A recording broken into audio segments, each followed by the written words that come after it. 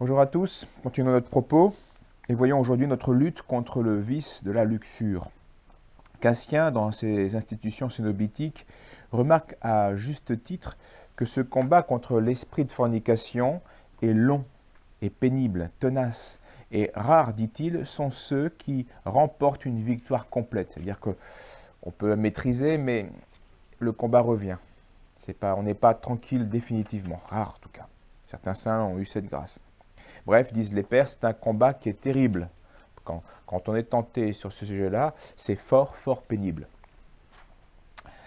Le combat donc contre la luxure va exiger une lutte pour la chasteté. C'est en cela qu'on guérira, en cherchant la chasteté selon son état évidemment, soit qu'on est moine, célibataire simplement, ou veuf, ou qu'on est bien sûr la plupart du temps marié. Voyons le côté donc célibat et on le verra le côté conjugal après. Dans le célibat, dans cet état, il n'y a bien sûr pas de place pour les œuvres sexuelles, puisqu'elles ne sont légitimes que dans le cadre de l'amour conjugal, dans le mariage donc. La chasteté, donc pour quelqu'un qui est célibataire, qu'il soit consacré ou pas, va se réduire à une abstinence totale de tout acte et de tout désir sexuel. Donc c'est une maîtrise du corps et de ses désirs ça va être ce combat difficile, en raison justement d'un certain instinct de reproduction qui est inné à la nature humaine, à l'espèce humaine. D'autant plus que cette nature humaine est blessée. Donc face aux tentations de la chair, les pères rappellent la nécessité du jeûne d'abord, parce que l'excès de nourriture favorise la luxure. Et puis l'éveil, pour la même raison, l'excès de sommeil, c'est-à-dire la mollesse de la vie, favorise la luxure. Et enfin, le travail corporel, là encore, parce que l'oisiveté, la paresse, favorise l'imagination qui désordonnée, donc les fantasmes et au final les pensées impures. En amont, il faut aussi bien sûr fuir les occasions, c'est-à-dire rechercher une certaine solitude selon son état, ce qui convient. Parce que ce qui n'est pas vu n'est pas désiré. Il est bon, évidemment, tout le monde le comprendra, qu'on ne mettra pas une bouteille d'alcool sur la table d'un alcoolique. S'il voit la bouteille, c'est une occasion. Et bien de même, si on a des tentations à la chair, il ne faut pas se mettre face à des images qui vont provoquer la chair. Ou des situations, ou des rencontres, des amitiés. Donc fuir les occasions.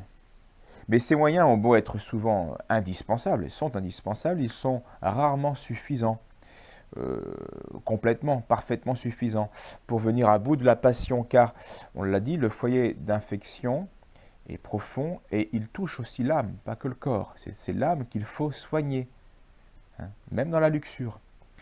La convoitise, disent les pères, qui s'accomplit par le corps, ne vient pas du corps. C'est bien par le corps que la luxure s'exprime, mais le fond vient de l'âme, malade.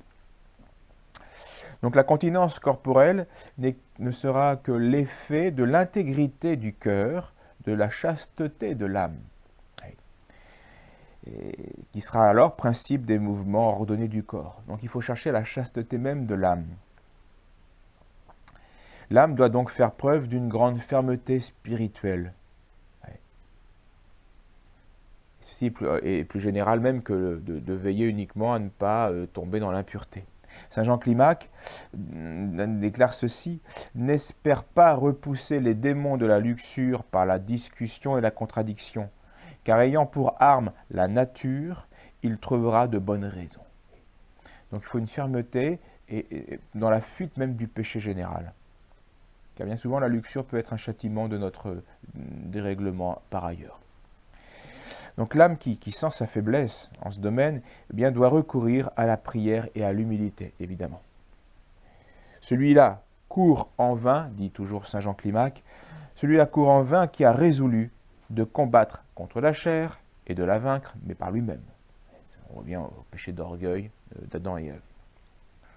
On y arrivera tout seul.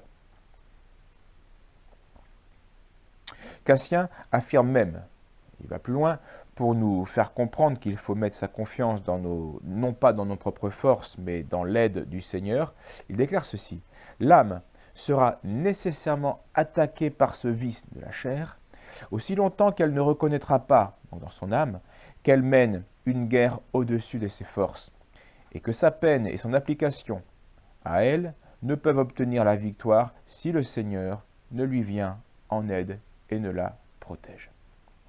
Donc là encore, pour aider l'âme à obtenir cette chasteté, cette pureté spirituelle, eh bien, les conseils des pères, c'est la lecture sainte de l'écriture et les saintes lectures, la méditation. Aussi en ce domaine-là, particulièrement, la manifestation de ses pensées à un père spirituel, à un sage, à quelqu'un un prêtre, à quelqu'un qui pourrait nous être de bons conseils et qui est capable de recevoir ces difficultés. Hein. Le fait de manifester certains combats intérieurs, eh bien, peuvent délivrer de ces combats intérieurs. La mémoire de la mort aussi, donc de nos fins dernières, hein, eh bien, peuvent aider l'âme au final à obtenir cette chasteté spirituelle, mais qui ultimement, et c'est ça que l'âme doit comprendre, restera un don tout à fait libéral de la grâce divine. La chasteté exige donc de l'âme une pureté pour plaire à Dieu dans son âme, pas que seulement dans son corps. Et donc, ce qui inclut le refus de tout orgueil, de tout jugement amer, de tous les autres vices, colère, tristesse de Dieu, la familiarité excessive avec le prochain, les vaines paroles, l'attachement à l'argent, tout cela, eh bien, souille l'âme et, pas directement, mais peut favoriser cette impureté, ce châtiment de cette révolution interne où le corps se révolte contre l'âme, puisque l'âme ne cesse de se révolter contre Dieu. Donc fuir ces vices qui vont rendre l'âme charnelle. Ceci est encore plus vrai, bien sûr, du moine qui, lui, est un célibataire consacré à Dieu. Hein. Et la finalité de cette consécration, eh bien, c'est pour n'avoir que le souci de Dieu et de lui plaire. Hein. Saint Paul le dit, « Celui qui n'est pas marié s'inquiète des choses du Seigneur et des moyens de plaire au Seigneur, tandis que celui qui est marié cherche d'abord à plaire à son conjoint. » Tous les pères l'affirment, et c'est un dogme de foi, malheureusement nié par les modernistes. Hein. Jean-Paul II et François l'ont nié l'un après l'autre, et donc ils sont tombés dans le péché d'hérésie. En tout cas, c'est un dogme de foi, donc une vérité de foi, que le mariage, s'il est bon, la virginité consacrée lui est meilleure. C'est un état qui, en effet, préfigure la vie céleste. Notre Seigneur le dit explicitement, à la résurrection, les hommes ne prendront plus de femmes. Et les femmes ne prendront plus de mari. Mais ils seront tous comme des anges dans le ciel. C'est-à-dire uniquement occupés à la fonction spirituelle de louange, de service et d'amour, de contemplation, de joie spirituelle. Dernière remarque, comme pour l'abstinence corporelle, la virginité eh bien, n'a de valeur que si elle permet à l'âme de se donner plus complètement à Dieu. C'est-à-dire à la piété et à son service, en esprit et en vérité. Car on peut être vierge dans son corps et impur dans son âme. Donc le vrai sens de la virginité, eh bien, c'est cette louange de Dieu en esprit et en vérité. Sinon, disent les pères, une âme impure dans un corps vierge est plus honteux que le libertinage, car plus hypocrite et plus illusoire. Et on se fait complètement illusion, uniquement. C'est comme les apparences, c'est comme un bel habit. J'ai beau avoir un bel habit, mais si je suis crade et crasseux à l'intérieur, c'est une illusion. Ben, j'ai beau être vierge, si je suis tout sale dans mon âme, c'est une illusion. Donc les pères le disent, c'est encore plus honteux que le libertinage, qu'une vierge orgueilleuse ou qu'un vierge méchant, cruel. Voyons maintenant le combat pour obtenir la chasteté dans le lien conjugal, dans le mariage. Car là, même si les actes sexuels sont légitimes, on peut quand même pécher en luxure. Donc la chasteté conjugale va exiger, elle, une fidélité qui exclut principalement l'adultère. Voilà en quoi consiste, et ses désirs, en quoi consiste cette chasteté conjugale. Je vous le dis, dit Jésus, quiconque regarde une femme avec convoitise a déjà commis l'adultère dans son cœur. Donc l'action n'a pas été faite, mais le désir suffit pour faire le mal. Et comme donc tout bon médecin qui va à la racine, à la cause de la maladie, Jésus ne retranche pas seulement le mal ou l'action, mais il demande et il va jusqu'à la racine du mal, la convoitise. Donc saint Paul enseigne donc en conséquence, afin d'éviter la luxure, que chacun ait sa femme, et que chaque femme ait son mari, que ceux qui ne peuvent pas se contenir, donc la virginité consacrée, il fait allusion à son état, à saint Paul, eh bien qu'ils se marient, car il vaut mieux se marier que de brûler. Donc le mariage est un remède sous cet aspect-là. Mais encore, le remède ne sera pas magique. Il faut même dans le mariage eh bien, faire œuvre de vertu, de lutte contre la chair. Et on va voir comment. Car si l'union sexuelle appartient essentiellement au mariage, elle doit, pour être vertueuse, elle doit être modérée, hiérarchisée et ordonnée. Sinon, elle sera passionnée, absolue, donc idolâtrique, donc philotique, et donc déréglée, donc péché.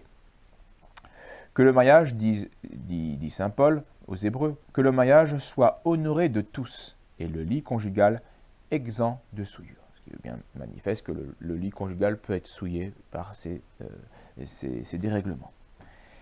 Donc, il y a dans le mariage un devoir de s'unir sexuellement et aussi un devoir de se contenir, de se séparer sexuellement, selon les circonstances, selon les obligations. Que le mari, dit saint Paul, que le mari rende à sa femme ce qui lui est dû, et que la femme agisse de même envers son mari. Donc un devoir de s'unir. La femme n'a pas de puissance sur son propre corps, mais c'est le mari. Et pareillement, le mari ne dispose pas de son corps, mais c'est sa femme. Donc le devoir de s'unir. Ne vous soustriez pas l'un à l'autre, si ce n'est d'un commun accord et pour un temps, afin de vaquer à la prière. Donc parfois, il y a un devoir de se contenir. Puis remettez-vous ensemble, devoir de s'unir, de peur que Satan ne vous tente par suite de votre incontinence. Comme le dit Clément d'Alexandrie, il ne s'agit pas de dénigrer l'union sexuelle. Au contraire, il dit même que ceux-là sont impurs, parce qu'ils trouveraient impures les relations charnelles auxquelles ils doivent d'exister, eh bien, cela n'échappe pas au péché d'impureté. On doit la vie à cela. Donc, prétendre que l'on doit la vie à une mauvaise action, c'est insulter Dieu et c'est devenir impur. Donc, dans le mariage, ce qui va faire la différence entre la luxure et la vertu, eh bien, ce sera le plus souvent l'intention des époux. Avec quelle intention font-ils l'acte? Puisque l'acte, ils peuvent le faire, mais avec quelle intention? Eh bien, il faudra d'abord le respect de la fonction de procréatrice. Et aussi, il faut le faire avec la volonté de manifester son affection à son conjoint. Si cela manque, si ces intentions manquent ou sont imparfaites, eh bien, la chasteté manquera ou sera imparfaite. On ne s'unit pas uniquement en vue de son plaisir sensible. Ce ne doit pas être le but de l'action. Il ne faut pas se laisser dominer par le plaisir et il ne faut pas le rechercher. Et on l'accepte quand il vient, comme pour la nourriture, mais on ne le recherche pas. Ce n'est pas le but ultime. Tant qu'on n'est pas détaché du plaisir, eh bien, on n'est pas chaste. Et donc l'action est un péché, plus ou moins grave, évidemment. Le plaisir n'est qu'un effet de l'union qui a été voulu par Dieu pour encourager l'homme et la femme à être procréateurs et à faire leurs devoirs et à éduquer leurs enfants. Et donc ce plaisir est donné par surcroît. Ce qu'il faut désirer, eh bien, c'est l'union pour accomplir ses devoirs de justice et de charité, c'est-à-dire envers Dieu d'abord et envers son conjoint. Donc l'union charnelle ne doit être qu'un effet de l'union des âmes. L'union de l'âme par rapport à la volonté de Dieu et puis avec celle de son conjoint. Elle doit être donc la conséquence d'un amour spirituel. Oui. Et de la raison qui domine la chair. Voilà pourquoi cette union n'est bonne que dans le mariage. Parce que là, il y a union entre les deux conjoints et ils font la volonté de Dieu, ils ont créé une société stable pour éduquer les enfants. Donc, dit Clément d'Alexandrie, il ne faut rien faire sous l'emprise du désir, uniquement du désir. L'union ne doit pas être le fruit de l'instinct animal. On n'est pas des bêtes, même si on a un côté animal, évidemment, mais il doit être maîtrisé. Il ne doit pas être simplement la manifestation biologique du corps ou de nos hormones ou du temps, etc. Mais il doit être le fruit de la raison et de la volonté humaine. Oui. Je vais faire cette union parce que c'est bon pour telle et telle raison, et à tel moment. Ce qui exige donc une continence, une maîtrise de soi, une modération dans les pensées, dans les paroles, dans les actions, dans l'acte, avant ou après. User du mariage, disent les pères, tous d'une manière ou d'une autre, user du mariage avec modération et mesure, avec ménagement et retenue. Si la primauté du spirituel n'est pas sauvegardée, eh bien la vie conjugale ne méritera plus vraiment le nom d'union humaine. Elle ne sera plus raisonnable, et donc vertueuse, et donc sanctificatrice. Saint Grégoire de Nice met en garde les époux contre ce danger fréquent qu'après avoir fait l'expérience de cette volupté particulière du mariage, eh bien on devienne tout entier chair et sang, c'est-à-dire charnel. C'est-à-dire qu'on ne goûte plus que les choses comme des biens en raison du plaisir qu'elles nous apportent. Ce qui va nous rendre incapables de l'effort nécessaire pour acquérir les réalités spirituelles qui sont plus austères, qui demandent, plus austères, plus difficiles à obtenir. La chasteté, donc, concluons, eh bien, exige la pureté du cœur. Si on veut être pur du corps, il faut être pur du cœur. Et pureté du cœur, pureté d'intention, attention à l'autre, amour du prochain, non pas hors de Dieu, sinon c'est ça la luxure, mais en Dieu, un amour de Dieu dans le prochain. On doit voir l'autre comme aussi ce compagnon et cette coopération à l'œuvre voulue par Dieu. Et c'est pour cela que Dieu a élevé cette action, cette union, eh bien, à l'ordre sacramentel. C'est le sacrement du mariage. Saint Paul le dit explicitement. Marie, aimez vos femmes, comme le Christ a aimé l'Église. L'homme s'attachera à sa femme, et les deux ne deviendront plus qu'une seule chair. Ce mystère est grand, et je le dis par rapport aux chrétiens et à l'Église. Donc les chrétiens ont la grâce d'avoir un sacrement qui va leur faire revivre, qui va être témoignage de l'union du Christ et de l'Église, de l'ordre sacramentel, l'ordre surnaturel. Une grâce propre au sacrement du mariage, propre aux chrétiens. Donc la chasteté, qu'elle soit conjugale ou consacrée, et nous relie au mystère divin, au mystère de la rédemption et au mystère de la création. Le mystère de la virginité consacrée, il est évident puisqu'on se consacre au Seigneur. Et dans la chasteté conjugale, elle est consacrée aussi par le sacrement du mariage, par l'œuvre du Christ. Et donc, c'est là qu'on voit que la guérison est parfaite à ce moment-là, si le cœur est vertueux, si le cœur est pur, car il n'y a plus que luxure et on pratique une chasteté qui est en lien avec l'ordre surnaturel, avec la finalité surnaturelle, avec la louange et le service de Dieu, l'amour de Dieu. Voilà, la prochaine fois, nous verrons la lutte contre l'avarice et la cupidité. Je vous remercie et à bientôt.